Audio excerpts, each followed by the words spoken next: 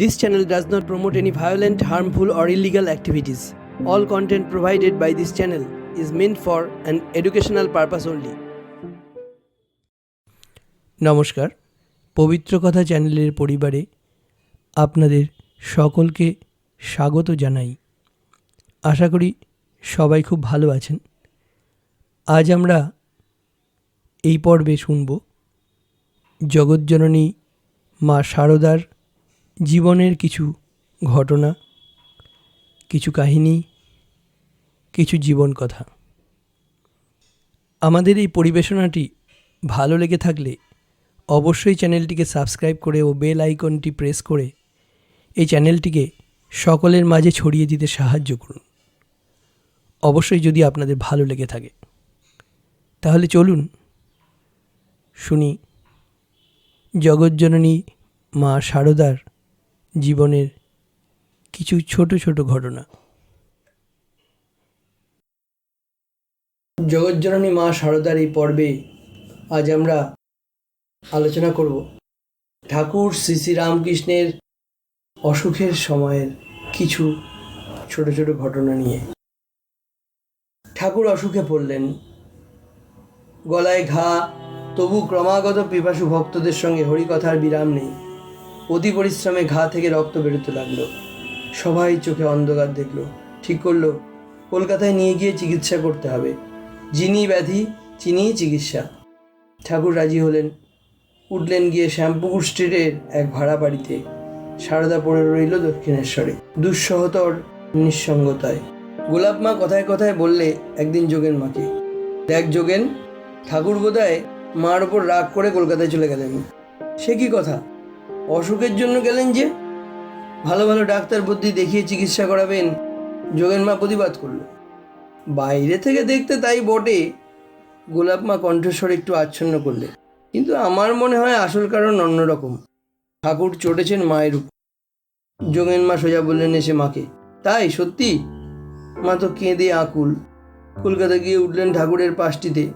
চলো চলো চোখে জিজ্ঞাসা করলেন, তুমি নাকি আমার উপর রাগ করে চলে এসেছো? সে কি কথা? এ কথা তোমায় কে বললে? গোলাপ বলেছে। গোলাপ বলেছে? কি আশ্চর্য! এই কথা বলে কাঁদিয়েছে তোমাকে? ঠাকুর চটে উঠলেন। কোথায় সে? ডাকো, ডাকো তাকে। মা তখন শান্ত হলেন। শান্ত হয়ে ফিরে গেলেন দক্ষিণেশ্বরে, তার বন্দি ঘরে।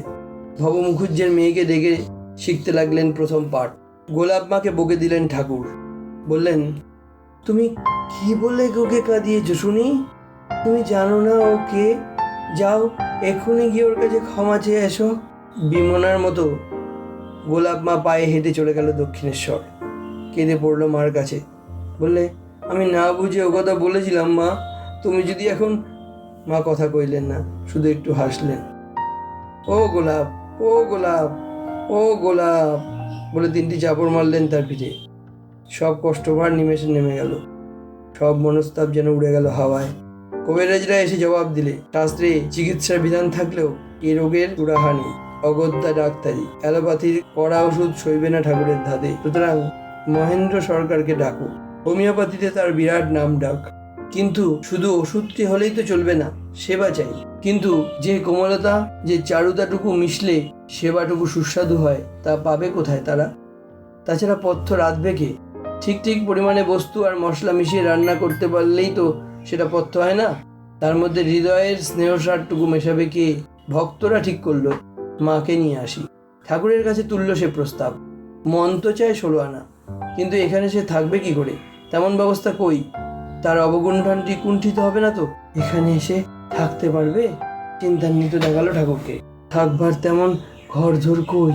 যাই হোক, সব কথা খুলে মেলে বলোগে তাকে। আসতে হলে আসুক, চলে তো চলুক। এ পানিহাটির উৎসবে যাওয়া নয়। খবর পেয়ে মা হাওয়ার সঙ্গে ছুটে এলেন। ঘরদোরের ভালো ব্যবস্থা নেই, কি এসে যায়? যখন যেমন তখন তেমন, যেখানে যেমন সেখানে তেমন। ঠাকুরের এই মন্ত্র সার করে ঠিক মানিয়ে থাকতে পারবে। যারা মা নিয়ে থাকবে তাদের সঙ্গে মানিয়ে থাকার হ্যাঙ্গামা কি? দোতলায় ঠাকুরের ঘর, পশ্চিমের কোণের দিকে মার ঘর। কিন্তু সমস্ত দিন কাটান তিনি তেতলার ছাদের দরজার পাশে ছোট্ট একটু ঘেরা চাতালে। লম্বায় চওড়ায় হাত চারেকের বেশি নয়।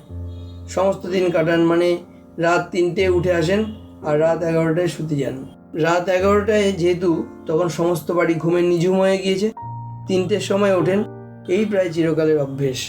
তাছাড়া এ বাড়িতে একটি মাত্র কলচৌ বাচ্চা, তাই রাত থাকতে উঠে স্নানাদি সেরে না নিলে অনুপায়।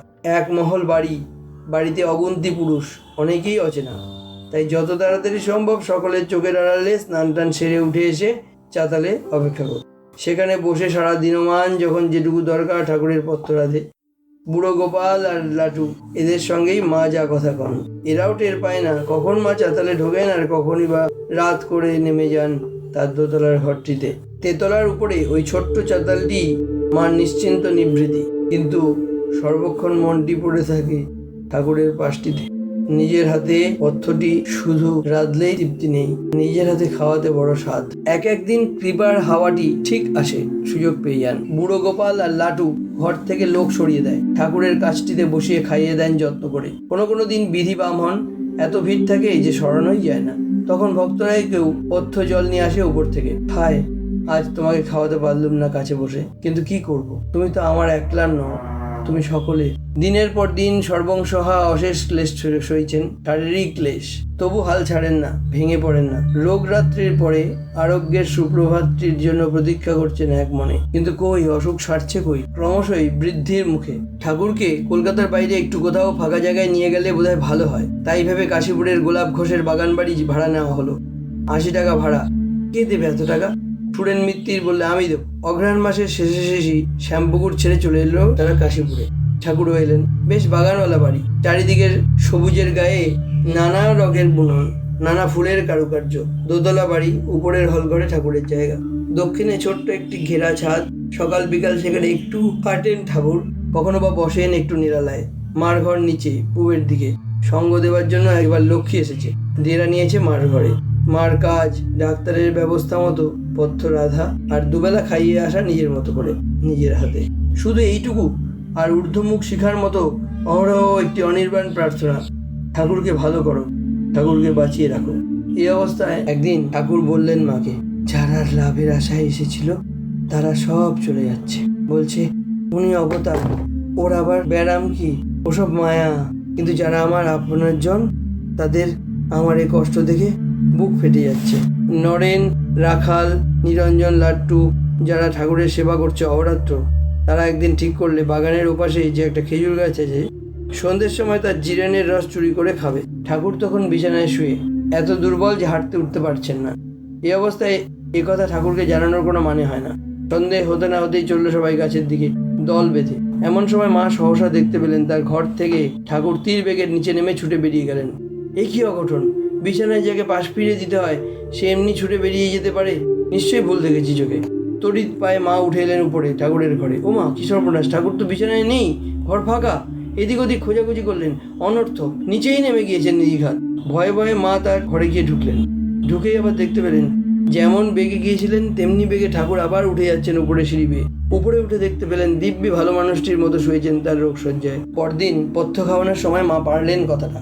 ঠাকুর প্রথমে উড়িয়ে দিতে চাইলেন, বললেন, ওহ, রেধে রেধে তোমার মাথা গরম হয়ে গেছে, কিন্তু সহজে ছাড়বেন না এবার মা। তিনি দেখেছেন সচক্ষে। তুমি দেখেছো নাকি? ঠাকুর বললেন ঘনিষ্ঠ সুরে। ছেলেরা সব এখানে এসেছে, সবাই ছেলে মানুষ, তারা আনন্দ করে রস খেতে যাচ্ছিল, কিন্তু আমি দেখলাম ওই খেজুর গাছতলায় একটা কাল সাপ রয়েছে। ভীষণ রাগী সেই কাল সাপ, ছেলেদের পেলেই কামড়ে দিত। তাই অন্নপথ দিয়ে তাড়াতাড়ি সেই গাছতলায় চলে গেলাম ছেলেদের পৌঁছানোর আগে। গিয়ে বাগান থেকে তাড়িয়ে দিয়ে এলাম সাপটাকে। বলে এলাম আর কখনো রুগিস নে। শোনো, তুমি যেন এই কথা এখন কাউকে বলো না। খাওয়ার মধ্যে একটু সুজি তাও ছেঁকে দিতে হয়, নয়তো একটু মাংসের জুস।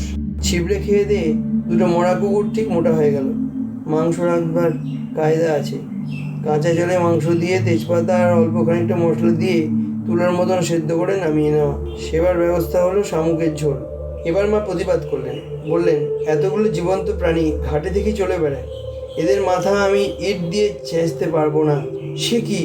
ঠাকুর বললেন, আমি খাবো, আমার জন্য করবে। আর কথা নেই, রোগ করে করতে লাগলেন। অকালে আমলকি খেতে চাইলেন ঠাকুর। দুর্গাচরণ বেরিয়ে গেল। 3 দিন আর তার দেখা নেই। 3 দিন পর গোটা 2-3 আমলকি নিয়ে হাজির সে। বেশ বড় আমলকি। ঠাকুরের আমলকি হাতে করে সে কি কান্না। বললেন, আমি ভেবেছিলুম ঢাকা টাকা চলে গেছে বুঝি। ও মার উদ্দেশ্যে হাত দিলেন। বেশ ঝাল দিয়ে একটা চচ্চড়ি যেতে দাও। ওরা পূর্ববঙ্গের লোক, ঝাল বেশি খায়। রোজ 3 রকম রান্না করেন মা। ঠাকুরের 1 রকম, নরেন্দ্রের আরেক রকম, তৃতীয় রকম আর সবাইয়ের। এবার দুর্গাচরণের জন্য নতুন রকম। তাই সই। যে সন্তানের যেমন তার তেমনই ভাগ হয়। যে সন্তানের যেমন রোচে তেমনই রেঁধে দেন মা। ছেলের সাথেই মার আস্বাদন। বাটিতে 2.5 সের দুধ নিয়ে উপরে উঠছেন মা। মাথা ঘুরে পড়ে গেলেন হঠাৎ। বাটি ছিটকে পড়ল মেঝের উপর। শুধু তাই নয়, মার পায়ের গোড়ালির হাড় গেল সরে। কাছাকাছি কোথায় ছিল নরেন, বাবুরাম, মাকে এসে ধরে ফেললেন। কানে গেল ঠাকুরের। বাবুরামকে ডাকিয়ে আনলেন। বললেন, হ্যাঁ রে বাবুরাম, আমার এখন খাওয়ার কি উপায় হবে? ঠাকুর মণ্ড খান। সে মণ্ড মা তৈরি করেন, মা খাইয়ে দিয়ে আসেন। এখন আমার মণ্ড দেবে কে? রাঁধবে কে? খাইয়ে দেবে? পা ভীষণ ফুলে উঠেছে মার। ভীষণ তোরে যন্ত্রণা, অসম্ভব নড়াচড়া। ওঠা চলা তো দূরস্থান। গোলাপ মা রেঁধে দিচ্ছেন মণ্ড, নরেন খাইয়ে দিচ্ছে নিজের হাতে। গোলাপ মা যেন মার ছায়া। বাবুরামকে নিজের কাজটিতে ডেকে আনলেন ঠাকুর। নিজের নাকের কাছে হাত ঘুরিয়ে ঠাড়ে ঠাড়ে বললেন, একবারটি ওকে এখানে নিয়ে আসতে পারিস? বাবুরাম নির্বাক। যে লোক মাটিতে পা ফেলতে পারে না, সে সিঁড়ি দিয়ে আসবে কি করে? এ কেমন তোর রসিকতা? রসিকতা নয়, স্নেহ, অন্তর মাধুরী। বেশ তো রসিকতাই করলেন ঠাকুর। বললেন, একটা ঝুড়ির মধ্যে বসিয়ে দিব্যি মাথায় করে তুলে নিয়ে আসবি। কিরে, পারবি না? দিন ঘনিয়ে আসছে। রোগে ভুগে ভুগে কি চেহারা হয়ে গিয়েছে ঠাকুরের। নিজের দিকে সংকেত করে বলছেন ঠাকুর, এর ভিতরে মা স্বয়ং ভক্তলয়ে লীলা করছেন। যখন প্রথম ওই অবস্থা হলো তখন জ্যোতিতে দেহ জল জল করতো, বুক লাল হয়ে যেত। তখন বললুম, মা বাইরে প্রকাশ হয়ে না, ঢুকে যাও, ঢুকে যাও। তাই এই ক্ষীণ দেহ। বলতে দিয়ে গলার ঘা পরিষ্কার করছেন সীমা। ও কি করছো? বলতে দিচ্ছ? আচ্ছা দাও। সেবাটি নিচ্ছেন সহিষ্ণুর মতো। আবার বলছেন, আগের কথা জেদ টেনে। সেরকম জ্যোতির্ময় দেহ থাকলে লোকে জ্বালাতন করতো, ভিড় কার কমতো না। এখন বাইরের কোনো প্রকাশ নেই। এতে আগাছা পালায় যারা শুদ্ধ ভক্ত, তারাই কেবল থাকবে। এই ব্যারাম হয়েছে কেন? এর মানে ওই, যাদের সকাম ভক্তি, তারা ব্যারাম অবস্থা দেখলে চলে যেত। পাপ গ্রহণ করে ঠাকুরের ব্যাধি, বললেন শ্রীমা। গিরিশের পাপ, ঠাকুরের ইচ্ছা মৃত্যু ছিল। সমাধিতে দেহ ছাড়তে পারতেন অনায়াসে। বলতেন, আহা, ছেলেদের একটা ঐক্য করে বেঁধে দিতে পারতুম, তাই অত কষ্টেও দেহ ছাড়েননি। গিরিশবাবু নাকি মঠে অনেক টাকা দিয়েছেন? কে একজন জিজ্ঞাসা করলো শ্রীমাকে। সে আর কি দিয়েছে? বললেন শ্রীমা, বরাবর দিয়েছিল বটে সুরেশ মিত্তির। হঠাৎ কেমন আর্দ্র হলেন গিরিশের জন্য। বললেন, তবে হ্যাঁ, কতক কতক দিয়েছে বই কি। সে তেমন 1000-2000 নয়। দেবেই বা কোত্থেকে? তেমন টাকাই বা কোথায়? আগে তো পাষণ্ড ছিল, অসৎ সঙ্গে মিশে থিয়েটার করে বেড়াতো। বড় বিশ্বাসী ছিল, তাই তো কৃপা পেয়ে গেছিল ঠাকুরের। এক এক অবতারে এক এক পাষণ্ড উদ্ধার করছেন। যেমন গৌর অবতারে জগাই মাধাই, রামকৃষ্ণ অবতারে গিরিশ ঘোষ। সংসারে দুঃখ কে না পেয়েছে বলো? বৃন্দে বলেছিলেন কৃষ্ণকে, কে তোমাকে দয়াময় বলে? যে কেবল কাঁদায়, তার আবার দয়া? রাম অবতারে সীতাকে কাঁদিয়েছ, কৃষ্ণ অবতারে রাধাকে। আর কংস কারাগারে দিন রাত দুঃখ কষ্টে কৃষ্ণ কৃষ্ণ করেছে তোমার বাপ মা। তবু তোমাকে ডাকি কেন? তোমার নামে জম ভয় থাকে না। ঠাকুরও কি কাঁদাচ্ছেন শ্রীমাকে? হত্যে দিলেন, কিছু হলো না। ভবতারিণীর দুয়ারে গেলেন, দেখলেন তার নিজের গলাতেই ঘা। দিন কি তবে সত্যি এলো ঘনিয়ে? 1 ভাদ্র, সোমবার, 1293 সাল। ঠাকুর দেহ রাখলেন। সেদিন কি হলো? খিচুড়ি রাঁধছিলেন মা। খিচুড়ি ধরে গেল, পুড়ে গেল নিচের দিকটা। ওপর সেই খিচুড়িই খেলো ছেলের দল। শুধু তাই নয়, ছাদে মার একখানা কুঞ্জদার শাড়ি শুকোচ্ছিল, তাই চুরি হয়ে গেল। মা মাতৃহারা শিশুর মতো কেঁদে উঠলেন। আমার কালীমা কোথায় গেলে গো? কালীমাই তো। রাখাল যখন এলো দক্ষিণেশ্বরে, কোথায় ঠাকুর? এই যে কেশ এলিয়ে কালিমা বসে আছেন। রাখাল তার কোলে গিয়ে বসল। তারক যখন এলো দক্ষিণেশ্বরে, সেও তাই দেখলে, ঠাকুর নয় মা বসে তার কোলে মাথা রেখে এসে প্রণাম করল। ক্রুশবিদ্ধ যীশুখ্রিস্টের মতো শুয়ে আছেন, কিন্তু মা দেখছেন বড়া ভয়ময়ী প্রচণ্ডিকা। কামার পুকুরে আছেন তখন মা। একদিন ঠাকুর এসে দেখা দিলেন, বললেন খিচুড়ি খাওয়াও। সেদিন সেই শেষ দিনের খিচুড়ির কথা কি জানতে পেরেছিলেন? খিচুড়ি রেঁধে রঘুবীরকে ভোগ দিলেন শ্রীমা। হিন্দুস্তানি ঠাকুর কিনা, তাই খিচুড়ি। এইবার বুঝি বিহিত পোশাক পরতে হয় মাকে। রক্তিম থেকে যেতে হয় শুভ্রতায়। হাতের বালা খুলতে যাচ্ছেন, কোত্থেকে ঠাকুর এসে খপ করে তার হাত ধরলেন, বললেন ও কী করছো? আমি কি কোথাও গেছি? এই ঘর থেকে ও ঘর গেছি, এ ঘর থেকে ও ঘর। ছোট্ট কটি কথায় ঠাকুর বুঝিয়ে দিলেন জীবন মৃত্যু, ইহকাল পরকাল, মাঝখানে শুধু একটি চৌকাঠের ব্যবধান। পাশের ঘরে লোক আছে দেখতে আমি পাচ্ছি না, কিন্তু তার অস্তিত্বের আভাসে সমস্ত অনুভব ভরে গেছে। তেমনি তো পরকালের প্রতি ইহকালের সংবর্ধনা। এ বাড়ি ও বাড়ি নয় যে অন্তত একটা রাস্তা বা একটুখানি জমির অবকাশ থাকবে। একেবারে এ ঘর ও ঘর, অত্যন্ত কাছাকাছি, নিবিড়তম প্রতিবেশী, মাঝখানে শুধু একটি দুয়ার। বৃন্দাবনে তীর্থ করতে এসে হাতের বালা আবার খুলতে গেলেন শ্রীমা। ঠাকুর দেখা দিলেন, বললেন তুমি হাতের বেলা ফেলো না, আজ বিকেলে গৌরমণি আসবে, তার কাছ থেকে জেনে নেবে বৈষ্ণব মাত্র। কোথায় গৌরদাসী? বৃন্দাবনে কোথায় তপস্যায় বসেছে তা কে জানে। ঠাকুর তাকে দেখা দিয়ে বললেন যাও তোমার মার কাছে, তাকে বৈষ্ণব তত্ত্ব শিখিয়ে এসো। বিকেলে ঠিক গৌরীমা এসে হাজির। সে বুঝিয়ে দিল সহজ করে, কৃষ্ণপতি যার সে চিরসতবা, তার চিন্ময় স্বামী, বিশ্বময় প্রাণোদ্যতি। বৃন্দাবন থেকে যখন ফিরে এলেন কামারপুকুরে, তখন আবার লোকের ভয়ে খুলে ফেললেন হাতের বালা। এও বলছে, ও তা বলছে, কান পাতা দেয়। গভীরের কথা কে বোঝে? চোখে দেখেই লোকের ঝাঁজ। তাছাড়া গঙ্গা নেই, কী করে থাকবো এখানে? ঠাকুর আবার দেখা দিলেন। শ্রীমা দেখলেন ঠাকুরের পা থেকেই জলের ফোয়ারা ছুটছে, ঢেউ খেলে যাচ্ছে মাঠ ছাপিয়ে। তবে আর ভয় কি? তার পাদপদ্ম থেকে গঙ্গা, তিনিই তো আছেন সামনে। জবা ফুল ছিঁড়ে ছিঁড়ে মুঠো মুঠো ফেলতে লাগলেন শ্রীমা। কে আর ভয় করে লোক নিন্দা? চিত্তানন্দ যেখানে নিত্যানন্দ হয়ে আছেন, লোকনিন্দা তার কী করবে? এসব তো পরের কথা, কিন্তু সদ্য সদ্য বিচ্ছেদের দুঃখে মা যখন ছিন্ন ভিন্ন, তখন বলরাম বোস একখানা থান ধুতি কিনে এনেছে। গোলাপ মাকে ডেকে এনেছে মাকে দেবার জন্য। গোলাপ মা তো স্তম্ভিত, কোন প্রাণে এ থান তার হাতে দেব, সেই আনন্দের রক্তিমাকে কী করে বিষাদের তুষারে শুভ্র করে দেব। গোলাপ মা দেখল মা নিজ হাতেই তার শাড়ির লাল পাড় ছিঁড়ে পড়ছেন, সম্পূর্ণ নয়, অধিকাংশ।